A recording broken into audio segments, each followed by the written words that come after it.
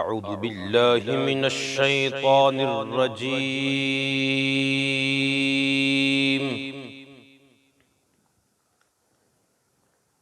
بسم الله الرحمن الرحيم.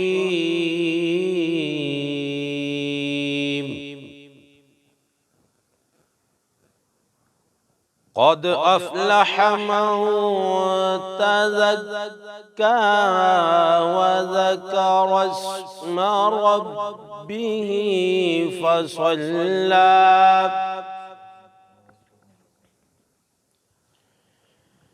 بل تؤثرون الحياة الدنيا والآخرة خير وأبقى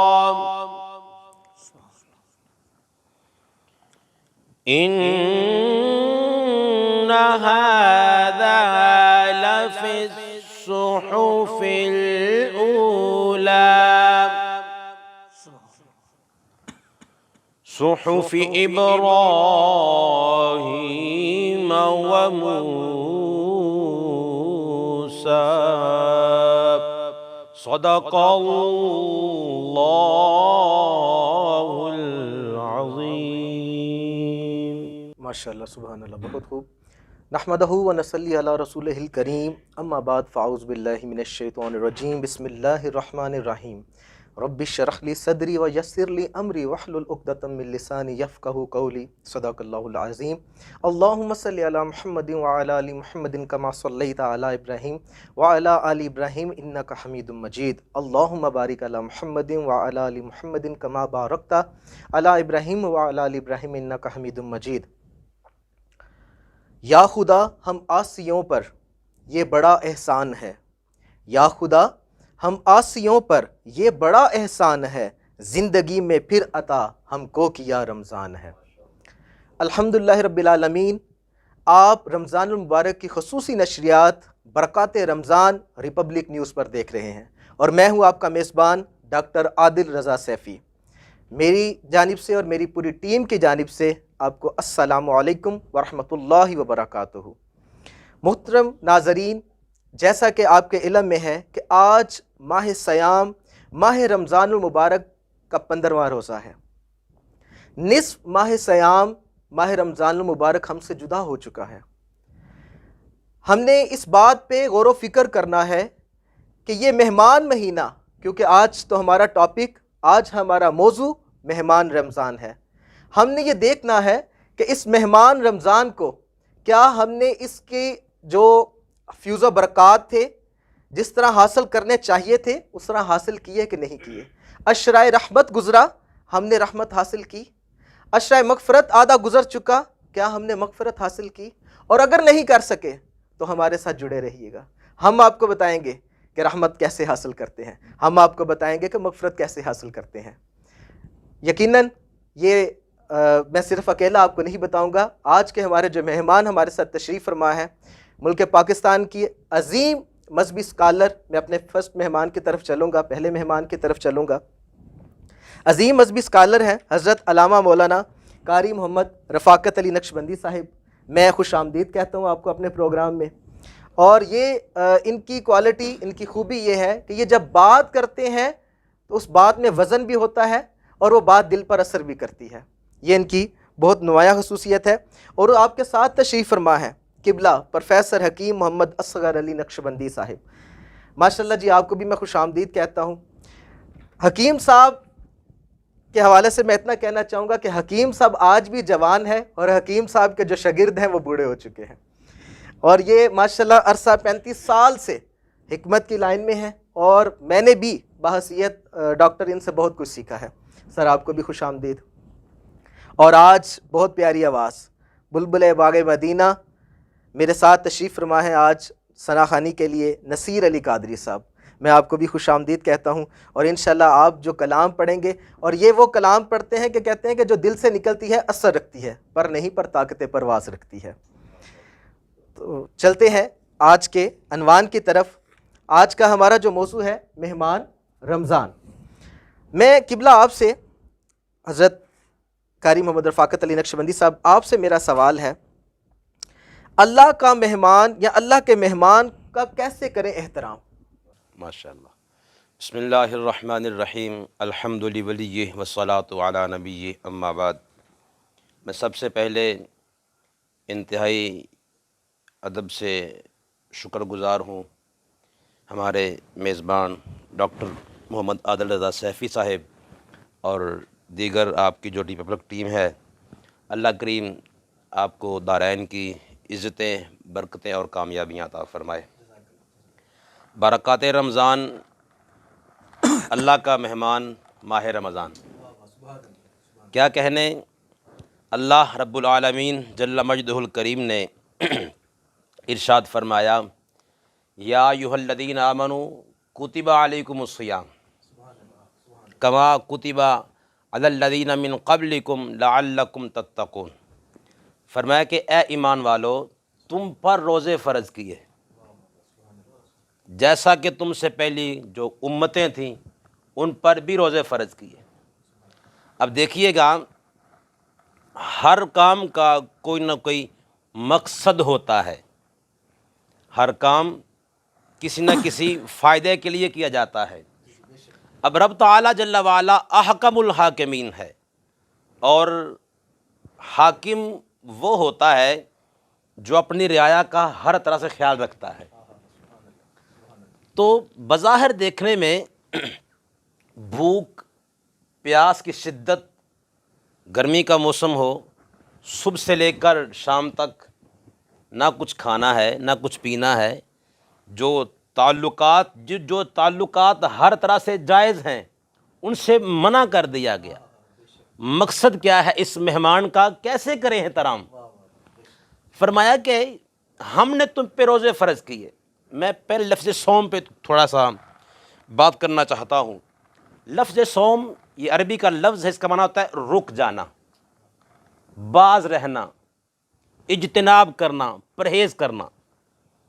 اب چونکہ بندہ مومن صبح صادق سے لے کر غروب آفتاب تک ایک لمبا پروسیجر ہوتا ہے، سارے دن کا فل ڈے نہ کچھ کھاتا ہے نہ کچھ پیتا ہے، ٹھنڈا پانی سامنے موجود، پیاس کی شدت، بھوک کی انتہا، سامنے کھانا پڑا ہے، کوئی دیکھنے والا بھی نہیں، جائز بھی ہے، حلال بھی ہے، لیکن نہیں کھاتا۔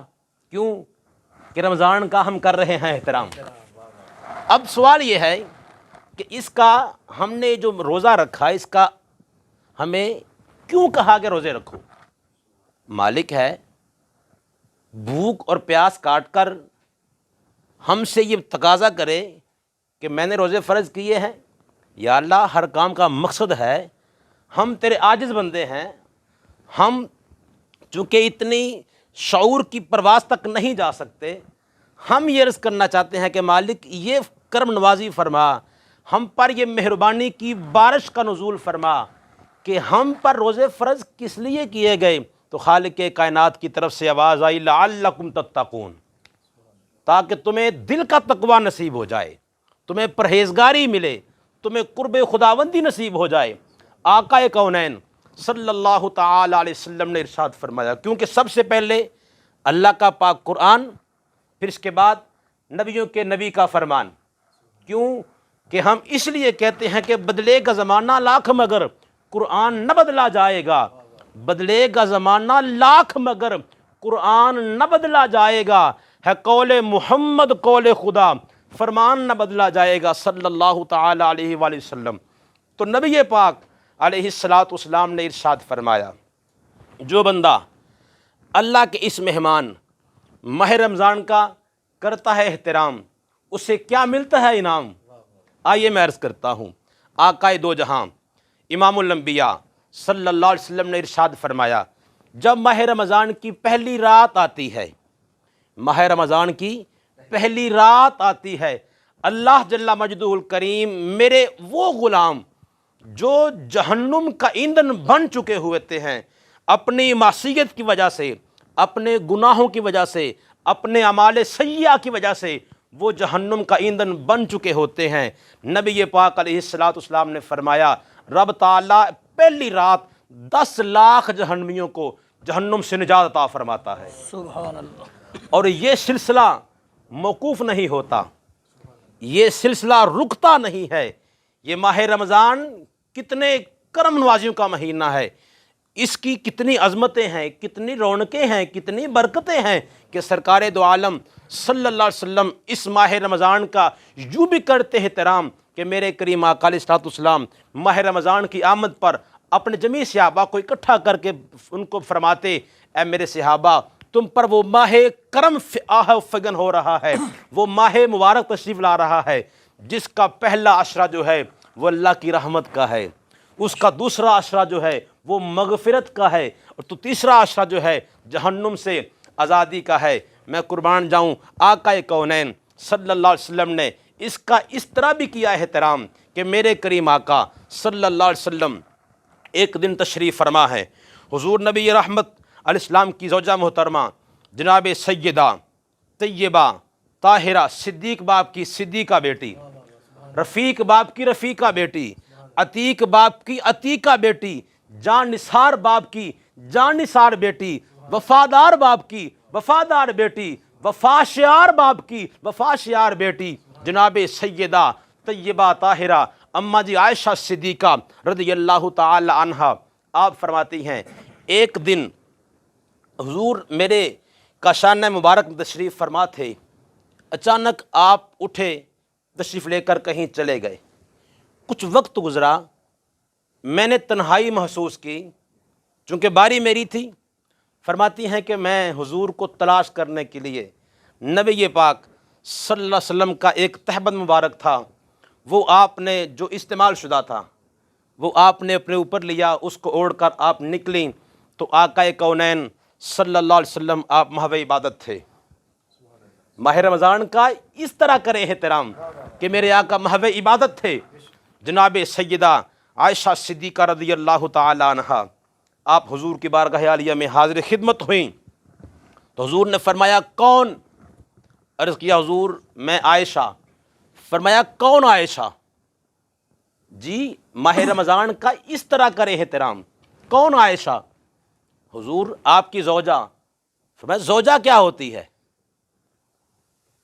अर्ज़ की हुज़ूर आपके ग़ुलाम सिद्दीक़ की बेटी। फरमाया सिद्दीक़ कौन है? अल्लाहु अकबर कबीरा। जब ये 3 सवालात के जवाब जनाब आयशा पाक ने दिए और जवाब मनफी में मिला तो आप फरमाती हैं मैं हाँपती कांपती, मैं परेशानी के आलम में वो जो आपकी तहबंद ऊपर लिया हुआ था उसको मैंने लेते हुए अपने घर की तरफ वापस पलटी और फरमाती हैं जब मैं घर से निकली तो पूरे मदीने में हर तरफ धूप थी, लेकिन मेरे ऊपर जो है वो हल्की हल्की बारिश बरस रही थी। जब मैं वापस आई मैंने फिर देखा कि बारिश बरस रही थी। मैं हाँपती कांपती घर पहुंची। परेशानी का आलम है कि हुज़ूर मुझसे खफा हो गए, मुझसे नाराज़ हो गए, और दुनिया कायनात का वो अज़ीम नाम जिसका नाम मुहम्मद हो सल्लल्लाहु अलैहि वसल्लम, अगर वो नाराज़ हो जाएं तो कायनात उजड़ी लगती है, कायनात बेरंगो रौनक लगती है। जनाब आयशा पाक फरमाती हैं मेरे पे क़यामत का सा मंज़र था कि मुझसे कौन सी ख़ता कौन सी लगदश हो गई, हुज़ूर हमसे खफा हो गए। आप फरमाती हैं मैं आहो फिगां कर रही थी, मैं ज़ारो किता रो रही थी कि मालिक मुझसे क्या ख़ता हुई, मुझसे क्या गलती हुई कि मेरे आका हमसे नाराज़ हो गए। थोड़ी देर के बाद जनाब रिसालत आप सल्लल्लाहु अलैहि वसल्लम आप तशरीफ़ लाए। हुज़ूर ने देखा कि जनाब आयशा पाक आप परेशानी के आलम में मुबतला हैं। मेरे हुज़ूर ने पूछा आयशा क्या हुआ, किस बात की परेशानी है? अर्ज़ किया या रसूलल्लाह सल्लल्लाहु अलैहि वसल्लम, आका अर्ज़ ये है कि मैं आपको तलाश करते करते आपकी बारगाह तक पहुँची, मुझे आप तक रसाई हुई तो मैंने आपको बुलाया, मैंने आपकी तरफ जो है वो तवज्जो की, आपने मेरी तरफ देखा, पूछा कौन? मैंने कहा आयशा। फरमाया कौन आयशा? कहा हुज़ूर आपकी ज़ौजा। कहा ज़ौजा क्या होती है? कहा सिद्दीक़ की बेटी। कहा सिद्दीक़ कौन है? हुज़ूर ये 4 सवालात के जवाब जो थे मेरे मिजाज से बिल्कुल मुख्तलिफ थे। तो हुज़ूर मैं तो इसलिए परेशान थी, मेरे आका कौनैन सल्लल्लाहु अलैहि वसल्लम ने اپنی امت کو سبق دیتے ہوئے ارشاد فرمایا اے پیاری عائشہ، کچھ وقت ایسا ہوتا ہے جس وقت میں صرف میں ہوتا ہوں، میرا خدا ہوتا ہے۔ کچھ وقت ایسا ہوتا ہے جس میں ہوتا ہوں اور میرا خدا ہوتا ہے، اور فرمایا کہ اس وقت میں صرف میرے اور خدا کے علاوہ کوئی تیسرا نہ کوئی حائل ہو سکتا ہے، نہ کوئی آ سکتا ہے۔ تو میرے صاحبو، آقا کونین صلی اللہ علیہ وسلم نے ہمیں یہ بھی پیغام دیا، ناظرین کرام ہمیں یہ بھی درس دیا کہ دنیا میں ہم آئے ہیں تو کوئی وقت دن میں ایک وقت ایسا ہو جس وقت میں صرف ہم ہوں اور ہمارا خدا ہو۔ اس کو پانے کے لیے بہترین جو اللہ کا انعام ہے وہ اللہ کا مہمان ماہ رمضان ہے۔ ہم اس کی عزت کریں، اس کا ادب کریں، احترام کریں، ہمیں کیا انعام ملے گا؟ اللہ کریم نے خود ارشاد فرمایا، حدیث قدسی ہے، الصوم لی وانا اجری، روزہ میرے لیے ہے، اس کا میں خود اجر عطا فرماؤں گا۔ واہ واہ، سبحان اللہ، بہت خوب حضرت۔ آپ نے تو میرے مختصر سوال کا اتنا جامع جواب دیا کہ دیکھنے والے انشاءاللہ اس کو سمجھیں گے اور سمجھ کے اللہ تعالیٰ ان کو عمل کرنے کی توفیق عطا فرمائے۔ میں ناظرین کو بتاتا چلوں کہ ہماری یہ ٹرانسمیشن صرف نام کی نہیں بلکہ کام کی بھی ہے۔ آخر میں آپ کو ضرور بتاؤں گا دکھیاری امت کے لیے روحانی علاج بھی موجود ہے، اور جو دانستہ اور غیر دانستہ ہم غلطیاں کرتے ہیں روزے کی حالت میں، اس کا ازالہ بھی آپ کو بتایا چلے گا۔ میں ایک شارٹ بریک پہ جا رہا ہوں اور اس امید سے جا رہا ہوں کہ آپ کہیں نہیں جائیں گے۔ ملتے ہیں بریک کے بعد۔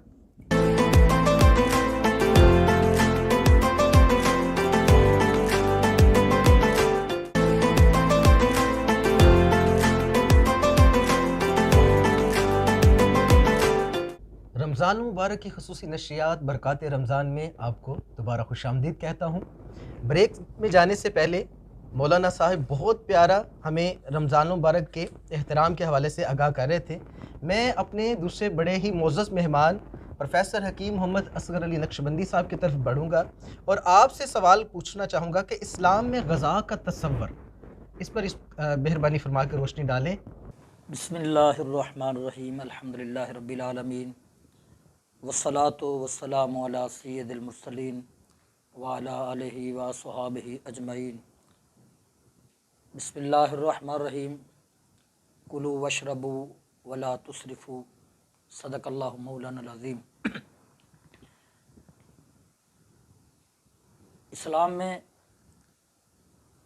غذا کا جو تصور ہے وہ اللہ تعالیٰ وحدہ لا شریک نے ہمارے لیے بڑا ہی اہم بیان فرمایا، اور اتنا جامع بیان فرمایا کلو وشربو ولا تسرفو، کھاؤ پیو مگر حد سے نہ بڑھو۔ کیا کہنا ہے؟ کھاؤ پیو مگر حد سے تجاوز نہ کرو۔ آج کا یہ جو پروگرام ہے، اور میں اپنے تمام ناظرین کو اس بات سے آگاہ کرنا چاہتا ہوں کہ یہ ماہ رمضان ہمارے لیے بے شمار برکات لے کے آتا ہے، اور اس کے اندر بے شمار ہمارے جیسے روحانی اس کے فائدے ہیں، اس طرح جسمانی بھی بے شمار فائدے ہیں۔ ماشاءاللہ۔ حضور نبی اکرم صلی اللہ علیہ وسلم کی حدیث پاک ہے، حضرت ابو درداء رضی اللہ تعالیٰ عنہ سے روایت ہے کہ آقا کریم علیہ الصلوۃ والسلام نے ارشاد فرمایا کہ روزہ رکھو صحت پا جاؤ گے۔ واہ۔ روزہ رکھو صحت پا جاؤ گے۔ یہ امام الانبیاء صلی اللہ علیہ وسلم کا یہ فرمان کہ روزے سے صحت ہے، مگر ہمارا حال یہ ہے کہ ہم جب کھاتے پیتے ہیں روزے میں افطاری کے وقت، اللہ اللہ اللہ، تو جب ہم کھاتے ہیں تو یہ عالم ہوتا ہے کہ کھانے کے بعد نماز کے لیے سانس لینا بھی دشوار ہو جاتا ہے، سانس لینا بھی۔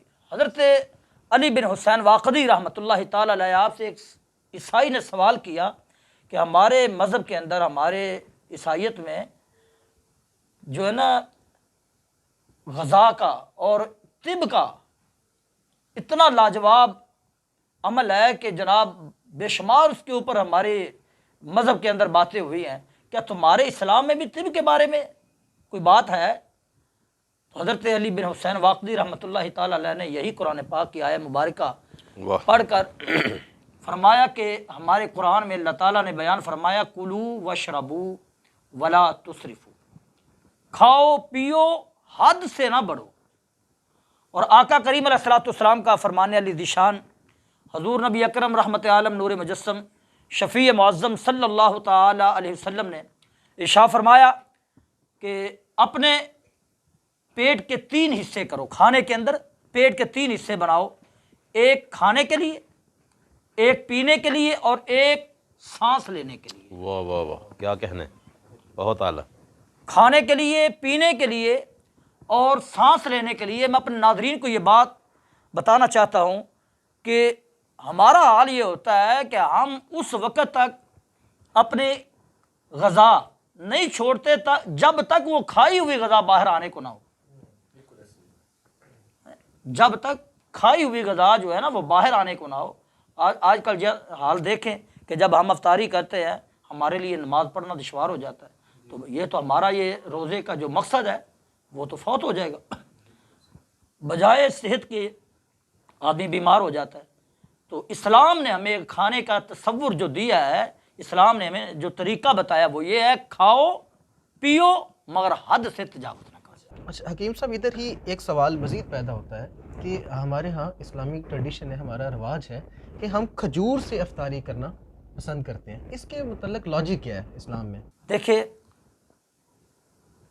جو ہم غذا کھاتے ہیں اس کے اندر اللہ تعالیٰ نے ہمارے جسم کے لیے بے شمار افادیت رکھی ہوتی ہے، بے شمار اس میں افادیت ہے، اور جو ہماری غذا ہے اس غذا کے اندر بھی ایسی ہم چیز کا استعمال کریں کہ جو ہم سارا دن بھوکے رہتے ہیں، معدہ ہمارا خالی ہوتا ہے، جسم میں نکاہت آ جاتی ہے، کمزوری ہو جاتی ہے، تو اس وقت ہمیں کون سی ایسی چیز ہے جس کے ساتھ جو چیز ہمارے جسم کو فی الفور جو ہے وہ قوت بخش سکتی ہے۔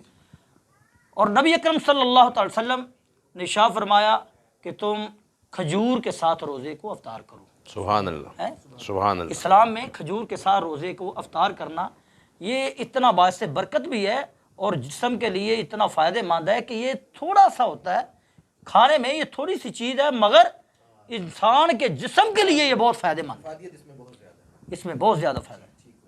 تو اس وجہ سے کھجور کے ساتھ روزے کو افطار کرنا چاہیے۔ مگر ایک بات کو یاد رکھیں ہم کہ جس آدمی کے جسم کے اندر حرارت زیادہ ہو، گرمی والا جسم ہو، اس آدمی کو چاہیے کہ وہ کھجور کو بھگوئے، بھگونے کے بعد اس کا پانی اور وہ کھجور شام افطاری کے وقت استعمال کریں۔ سبحان اللہ، بہت خوب، ماشاء اللہ۔ یہاں پہ ایک چیز کون کرتا چلوں گا کہ حضور علیہ السلام کے زمانے میں ایک حکیم صاحب وہاں پہ تشریف لائے اور انہوں نے دکان بنائی، پر کچھ عرصے بعد وہ باقاعدہ شکایت لے کے حضور صلی اللہ علیہ وسلم کی بارگاہ میں گئے کہ میری تو مجونیں خشک ہو گئی ہیں، کہ بھئی یہاں پہ کوئی بیمار نہیں ہوتا۔ تو حضور علیہ السلام نے فرمایا کہ میرے صحابہ جب تک بھوک نہ لگے کھاتے نہیں ہیں، اور جب کھائیں تو بھوک ابھی رہ جاتی ہے تو چھوڑ دیتے ہیں، تو جب تک یہ اس طریقے پر ہیں یہ بیمار نہیں ہوں گے۔ سبحان اللہ، ماشاءاللہ، بہت خوب۔ میں قبلہ کی طرف واپس آتا ہوں، قاری محمد رفاقت علی نقشبندی صاحب کی طرف، کہ ماہ رمضان، ماہ سیام کے انعامات کیا ہیں، اس پہ ذرا روشنی ڈال دیں۔ عادل بھائی، آقائے کونین صلی اللہ تعالی علیہ وآلہ وسلم نے ارشاد فرمایا کہ ماہ سیام کے احادیث مصطفیٰ میں بہت سارے انعامات جو ہے وہ بیان کیے گئے ہیں امت کو سکھانے کے لیے۔ میں صرف ایک انعام عرض کر کے پھر اس کے بعد اپنی آخری بات احترام رمضان کے حوالہ سے عرض کرنا چاہوں گا کہ اس میں اللہ کا اتنا بڑا انعام ہے کہ ماہ سیام میں اللہ کریم نے ہم کو قرآن کریم عطا فرمایا۔ خالق کائنات نے ارشاد فرمایا شہر رمضان الذی انزل فیہ القرآن، کہ یہ ماہ رمضان وہ بابرکت مہینہ ہے جس میں ہم نے قرآن کا نزول فرمایا۔ نزول قرآن جو ہے یہ آسمان دنیا میں مکمل جو ہے کتابی شکل میں جو آج ہمارے پاس موجود ہے، ہم جس کی زیارت بھی کرتے ہیں، برکات حاصل کرتے ہیں، یہ مکمل قرآن کریم آسمان دنیا پر نزول کر دیا گیا تھا، لیکن وقت کے ساتھ ساتھ، ضرورت کے ساتھ ساتھ اللہ کریم نے اس کو وقتاً فوقتاً جو ہے وہ نبی پاک علیہ السلام کی ذات پاک پر روح الامین کے ذریعے سے جو ہے اس کا نزول فرمایا۔ تو ماہ رمضان میں ہمیں اللہ نے جو قرآن عطا فرمایا ہے نا، یہ اللہ کا بہت بڑا انعام ہے اس امت محمدیہ پر، علی صاحبہ الصلاۃ والسلام۔ میں حضور آپ کی بات کاٹ رہا ہوں. دیکھیں سوال یہ پیدا ہوتا ہے کہ اب تو سائنسی جو تحقیق ہے وہ بھی بتاتی ہے کہ اگر آپ پورے سال میں 30 دن بھوکے رہیں تو آپ کو کینسر کا مرض نہیں ہوگا. تو یہ تو سائنسی تحقیق ہو گئی نا. میں یہ سوال آپ سے اس مقصد کے لیے بھی کر رہا ہوں کہ اگر ہمارا کوئی مسلمان بھائی جو اہل علم نہیں ہے، وہ علم نہیں رکھتا، پر روزے کی حالت میں گرمی کی شدت کی وجہ سے وہ بیزاری میں اگر آتا ہے کہ یار یہ اللہ تعالیٰ نے ہم پہ کیوں روزہ ہم پہ جو ہے نا وہ ہم رکھ رہے ہیں، کہ یار دیکھیں بھوک اور پیاس سے ہم ٹھیک ہے، نو ڈاؤٹ کہ فزیکلی جسمانی طور پر اس کے بے شمار فوائد ہیں، پر جب میں آپ سے انعامات پوچھ رہا ہوں تو اس بندے کے لیے انعامات پوچھ رہا ہوں کہ بھائی تو خوش ہو جا، وہ تو تیری صحت تو تیرے جسم کے لیے تو فائدہ مند ہے ہی، پر دیکھ مالک نے تیرے لیے انعامات کی جو بارشیں کر دی ہیں وہ بھی. نبی پاک صلی اللہ تعالی علیہ وسلم نے عادل بھائی ارشاد فرمایا کہ روزہ دار کے لیے ایک انعام یہ ہے کہ جب روزہ دار سانس لیتا ہے نا تو سانس لینے سے جو ایک وہ سمیل نکلتی ہے، جو خوشبو نکلتی ہے، وہ اللہ کی بارگاہ میں عنبر کستوری سے بھی زیادہ محبوب ہے. اللہ اللہ اللہ. یہ انعام حاجی کے لیے نہیں رکھا گیا، یہ انعام مجاہد اسلام غازی کے لیے نہیں رکھا گیا، یہ انعام نمازی کے لیے بھی نہیں رکھا گیا، یہ انعام صائم الدہر کے لیے رکھا گیا. اور فرمایا کہ اس کے جو منہ کی خوشبو ہے وہ اللہ کے نزدیک عنبر و کستوری سے بھی زیادہ محبوب ہے. ایک انعام. دوسرا انعام فرمایا کہ جو روزہ دار ہے اس کے لیے 2 خوشیاں ہیں. روزہ دار کے لیے 2 خوشیاں ہیں. ایک خوشی ہوتی ہے عند الافطار، افطار کے وقت سامنے کھانا پڑا ہے لیکن آدمی آگے ہاتھ نہیں اٹھاتا، نہیں بٹاتا، آگے ہاتھ نہیں بڑھاتا. اس کے سامنے خوشی تو ہے، کھانے کے لیے بھی انواع اقسام کے کھانے موجود ہیں، مشروبات ہیں، کھاتا نہیں، خوشی ہو رہی ہے.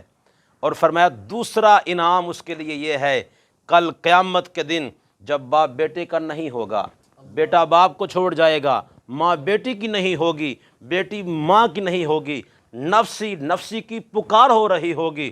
اس وقت خالق کائنات روزے دار کو اپنے عرش کا ٹھنڈا سایہ بھی عطا فرمائے گا، اور اپنا وہ دیدار جس کو موسیٰ علیہ السلام نے عرض کیا تھا ربی ارنی انظر الیک، یا اللہ میں تجھے دیکھنا چاہتا ہوں، مجھے اپنا آپ دکھا. تو خالق کائنات نے فرمایا لن ترانی، اے موسیٰ تو مجھے ہرگز نہیں دیکھ سکتا. ادھر فرمایا کہ تو مجھے نہیں دیکھ سکتا. ادھر روزہ دار کے لیے انعام کیا رکھا؟ خالق کائنات روزہ دار کو بلا حجاب، بغیر کسی پردے کے، بلا حجاب خالق کائنات روزے دار کو اپنا دیدار کروائے گا.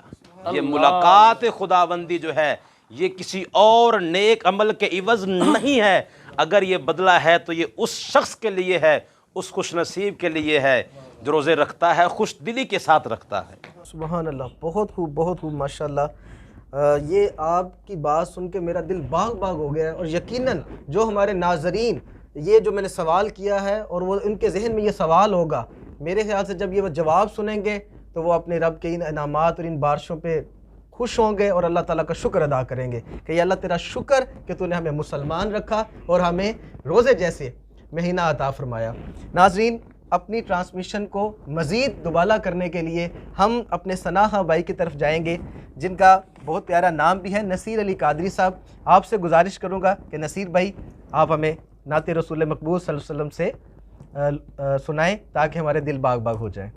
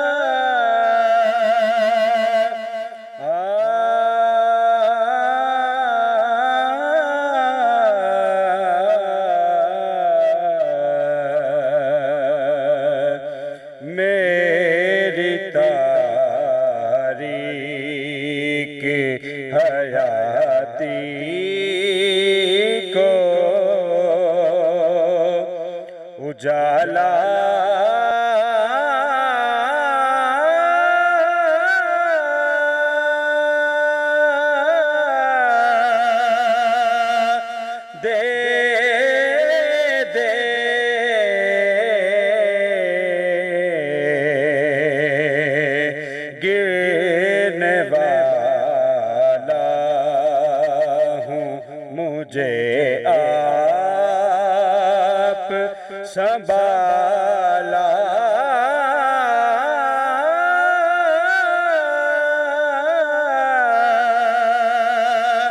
دے دے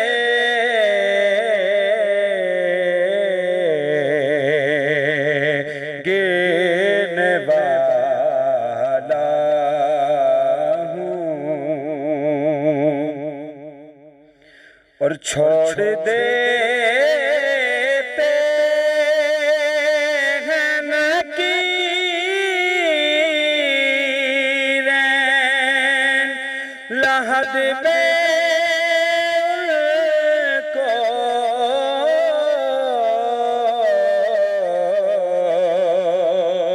چھوڑ دیتے ہیں نکیریں لحد میں ان کو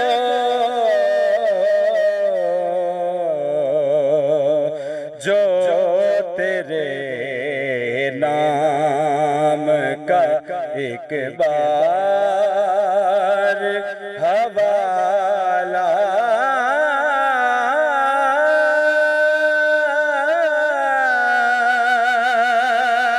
دے دے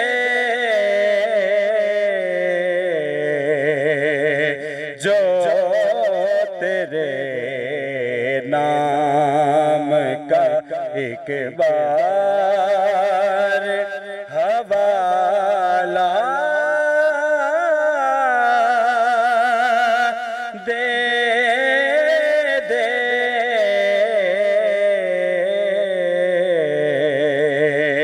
میری تاریخ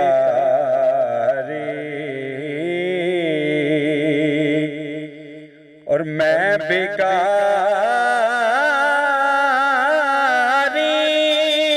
ہوں بڑی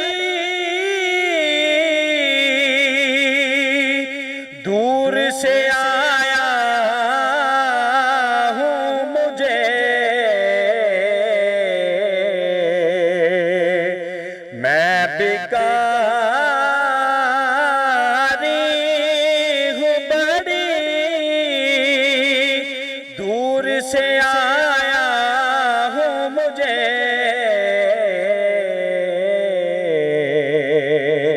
اپنے ہاتھوں سے فقط ایک نوالا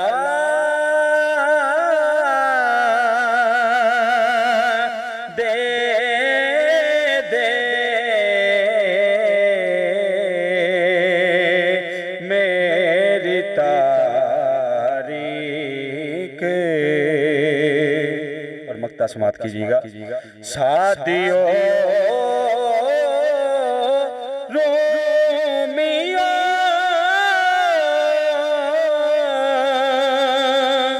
جامی کے تخیل جیسا ساتھیو رومیو جامی کے تخیل جیسا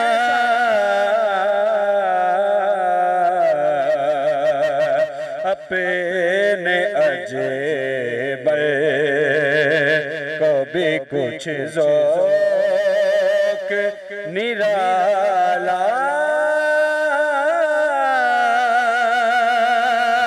دے دے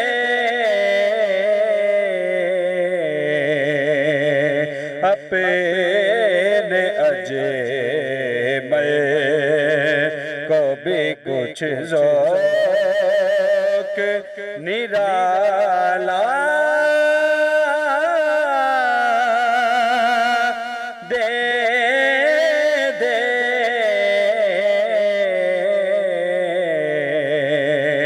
میری تاریخ حیاتی کو اجالا دے دے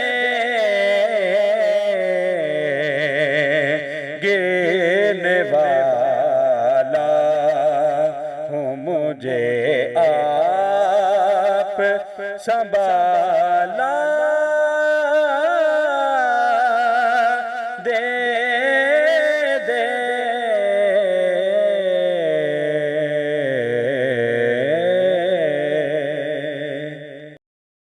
जी माशाल्लाह, बहुत खूब बहुत खूब। नसीर अली कादरी साहब, आपने तो दिल बाग बाग कर दिया। मोहतरम नाज़रीन, हम चलते हैं एक मुख्तसर सी ब्रेक की तरफ और उसी उम्मीद के साथ कि आप कहीं नहीं जाएंगे। मिलते हैं ब्रेक के बाद।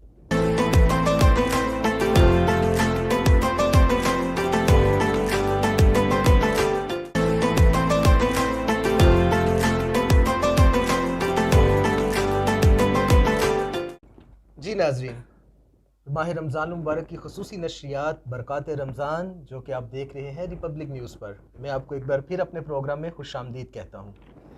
मोहतरम नाज़रीन, आक़ा करीम की आरज़ू, ये वो मुक़द्दस महीना है कि आक़ा करीम माह रजब से ही इसकी आरज़ू फरमाया करते थे। शिद्दत के साथ इस माह मुबारक का इंतज़ार फरमाते और ये दुआ गो होते, अल्लाहुम्मा बारिक लना फ़ी रजब व शबान व बल्लिगना रमज़ान। ए अल्लाह, हमारे लिए रजब और शबान में बरकत अता फरमा और हमें रमज़ान के महीने तक पहुँचा।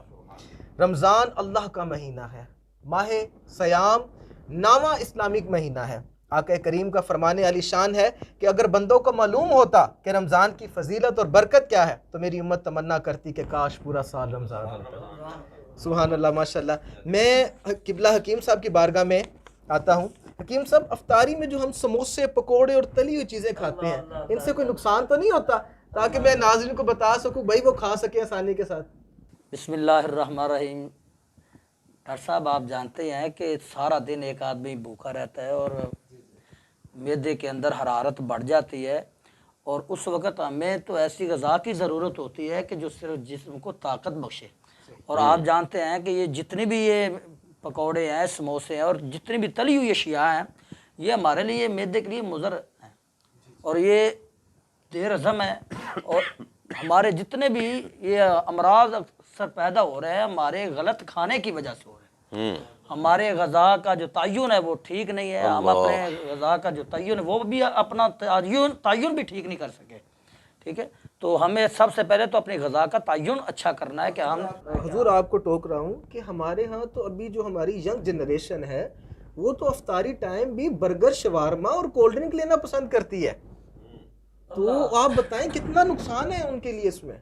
देखिए, जितने भी ये अमराज पैदा हो रहे हैं, ये बर्गर है, शवारमा है, ये हमारे मुल्क की ग़िज़ा नहीं है, ये तो और मुल्क से हमारे मुल्क में इंपोर्ट हुई है। तो हमने अपने जितने भी खाने हैं वो सारे छोड़ के हम जनाब अंग्रेज़ की पैरोकारी में आ गए, अंग्रेज़ की जनाब ग़ुलामी में चले गए हैं। अपने ग़िज़ा को ही हमने छोड़ दिया। हमारे तो घरों के अंदर जनाब हमारे घरों के जो मसाला जात है वो भी नहीं रहे हैं। बस जनाब हमारे घरों में भी वही पैकिंग वाले मसाला जात आ गए। जनाब जी वो फ़लाँ मसाला, बिरयानी मसाला ले आए, फ़लाँ मसाला ले आए। हमने वो अपने जो घर के मसाले वो भी छोड़ दिए हैं जिनसे हमारे जिस्म को अफादियत पहुँचती है। तो ये जितने भी ना ये ग़िज़ा में हमेशा अफ्तारी के वक्त तो सिर्फ इतना सा खाया जाए कि इंसान थोड़ा सा दूध ले ले, खजूर ले ले और उससे अफ्तारी करे, उसके बाद नमाज अदा करे। असल में हमारी अदात में शामिल है हज़रत कि हम अगर किसी शादी पे चले जाएं तो वहाँ पे हम प्लेट इतनी भर लेते हैं कि शायद हमें दोबारा मिलना नहीं, और वो हमसे खाया भी नहीं जाता। खाने का ज़िया भी है और नुकसान भी है, दीन के तौर पे भी नुकसान है, खाने का ज़िया फजूल खर्ची में आता है। तो इसी तरह हम अफ्तारी टाइम भी प्यास प्यास प्यास और इतना पानी पी लेते हैं कि वो जो आपने फरमाया ना 3 हिस्से पेट के, वो हम तीनों को पानी से ही भर लेते हैं। पानी से भर लेते हैं। उसका नतीजा ये होता है कि इंसान के जिस्म के अंदर निकाहत हो जाती है। निकाहत, वो फिर ना नमाज इशा के लिए जाएगा, ना वो तरावी के लिए जाएगा। आपके इसी प्रोग्राम के तवस्सुस से मैं एक बात नाज़रीन तक पहुँचाना चाहता हूँ। आजकल एक फल चल रहा है स्ट्रॉबेरी, और हमारे दो जितने भी हैं वो अक्सर इस स्ट्रॉबेरी का मिल्क शेक बना के इस्तेमाल करते हैं। हजूर नबी अकरम सल्लल्लाहु अलैहि वसल्लम का फरमाने अली निशान है कि दूध को खटास के साथ इस्तेमाल ना करो। अल्लाह अल्लाह अल्लाह अकबर। आप सब जानते हैं कि ये जो स्ट्रॉबेरी है उसका जायका तुर्श है और इंतहाई तुर्श होता है। आप बताएं, जब हम इसको दूध के अंदर मिलाते हैं तो उसके हमारे जिस्म के अंदर क्या असरात होंगे?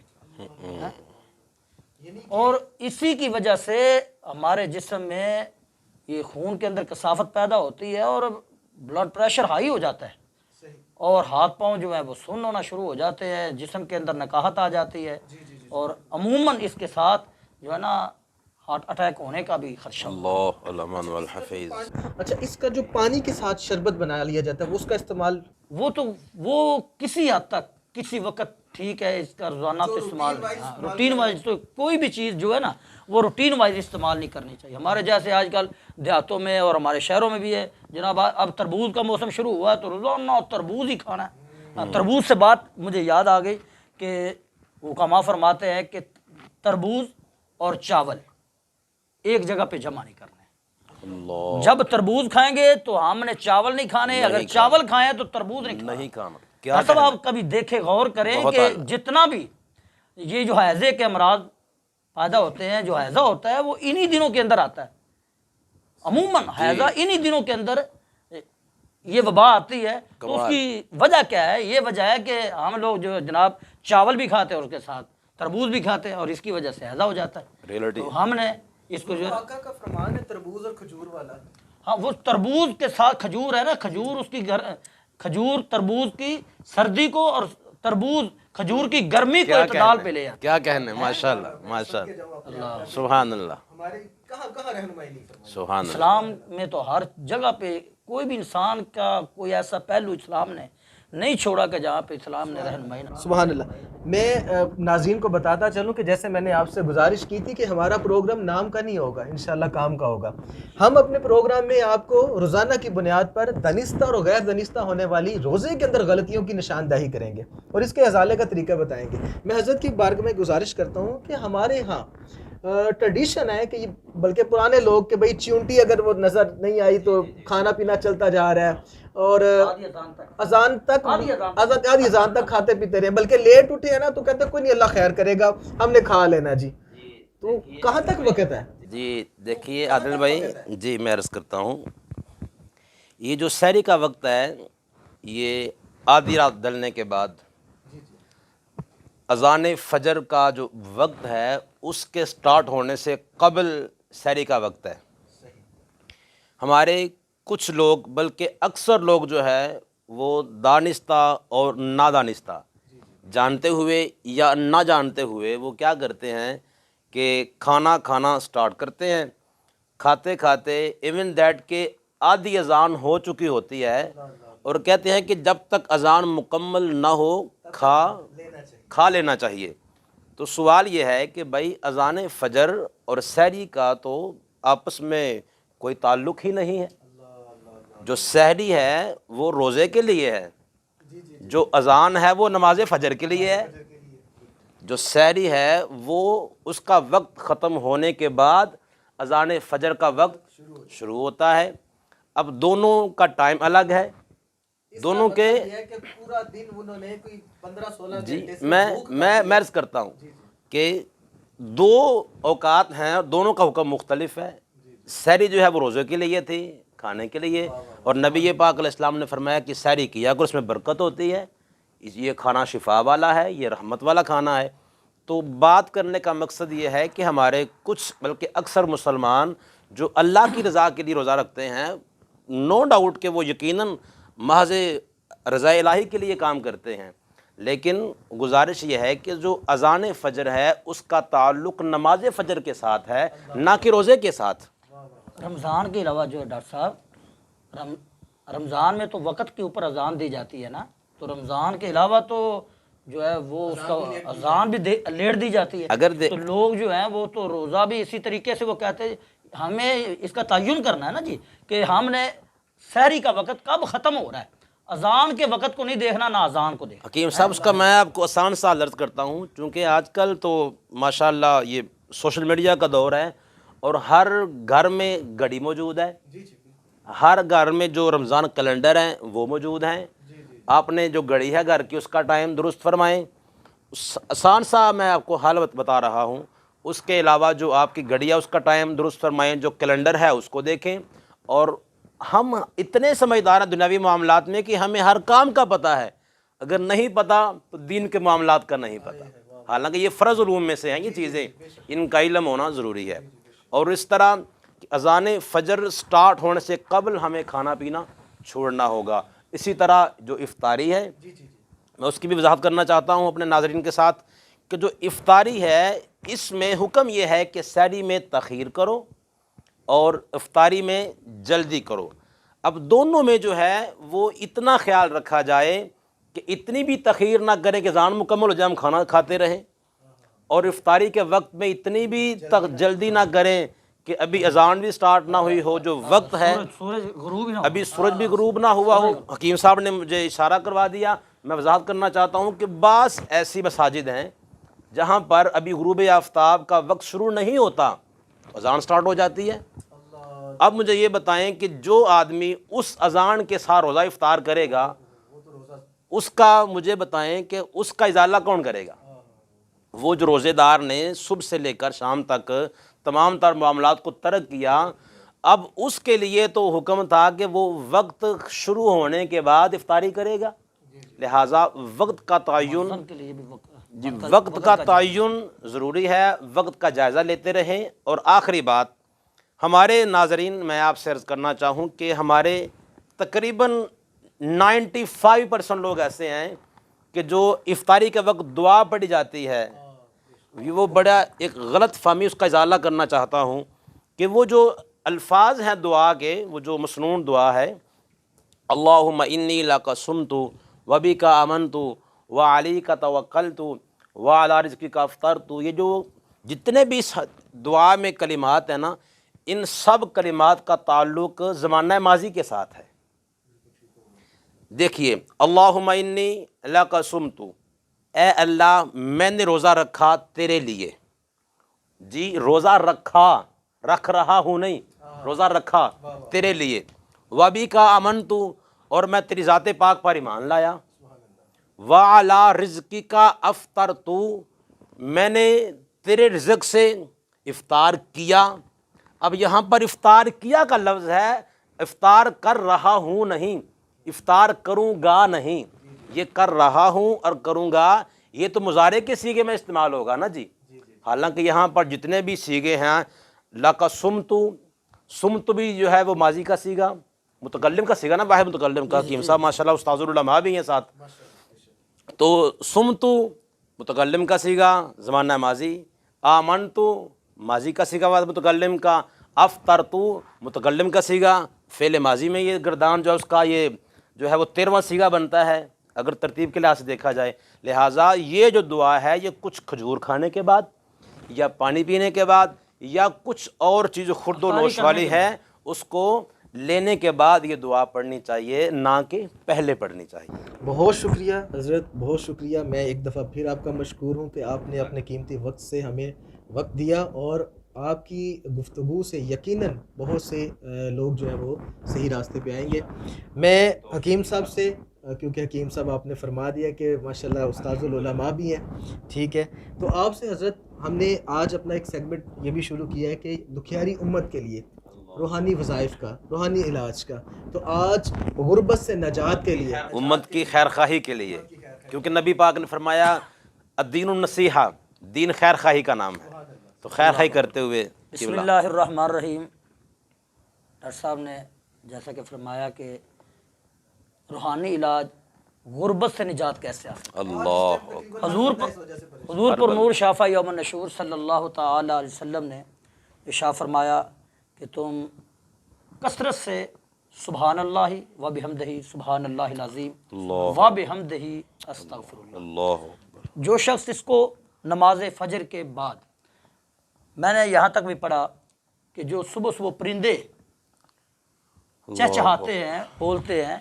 وہ بھی اللہ کی تسبیح بیان کرتے ہیں اور اللہ سے رزق مانگ رہے ہوتے ہیں۔ اللہ ڈاکٹر صاحب ہمارے لیے افسوس کا مقام تو یہ ہے کہ جس وقت پرندے اللہ سے رزق مانگ رہے ہوتے ہیں ہم اس وقت سوئے ہوتے ہیں۔ اللہ اکبر۔ یہ قابل توجہ بات یہ ہے، میں اپنے ناظرین سے یہ بات عرض کروں گا کہ دیکھیں جس وقت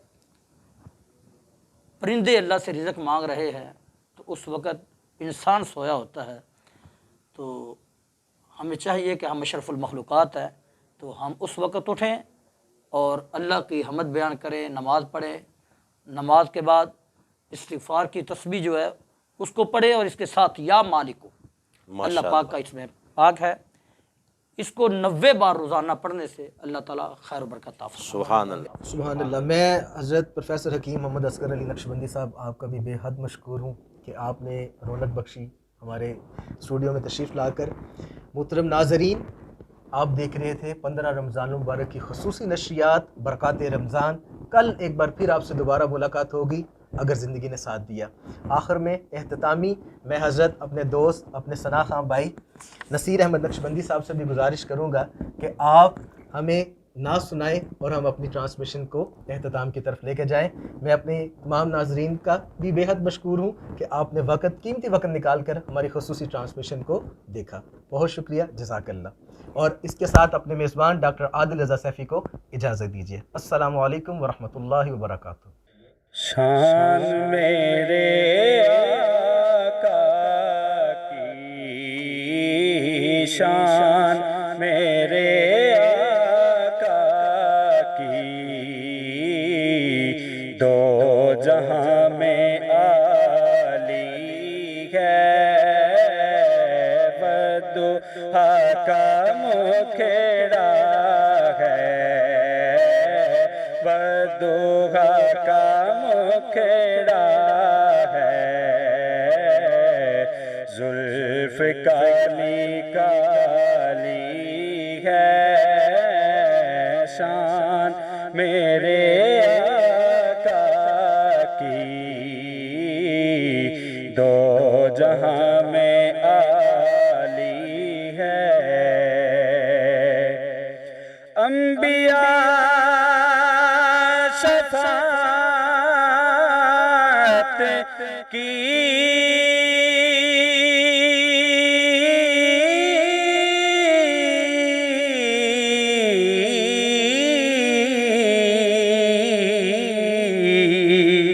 آس لے کے بیٹھے ہیں، انبیاء شفاعت کی،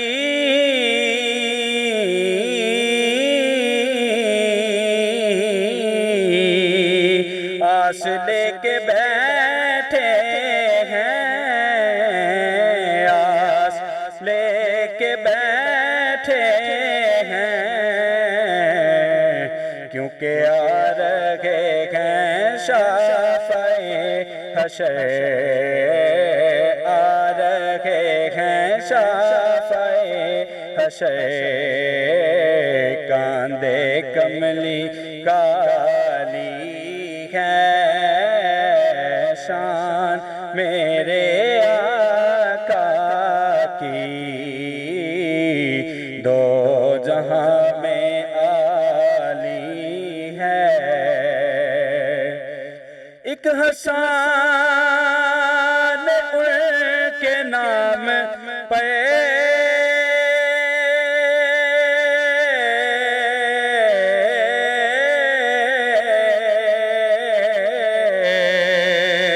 کیا فدا کئی ہزار ہوں، ایک حسان کے نام پہ